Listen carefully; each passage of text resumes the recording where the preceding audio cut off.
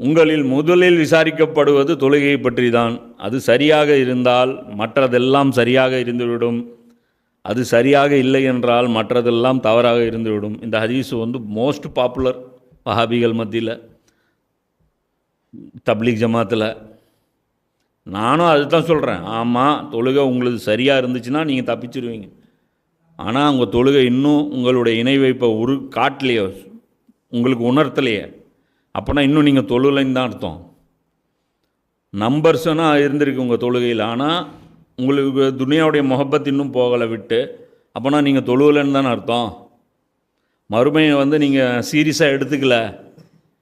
Serious தான் சொல்கிறேன். நீங்கள் சீரியஸ் முஸ்லீமே கிடையாது. நீங்கள் ஜஸ்ட்டு டைம் பாஸ் முஸ்லீம், பார்ட் டைம் முஸ்லீமாக இருக்கிறீங்க.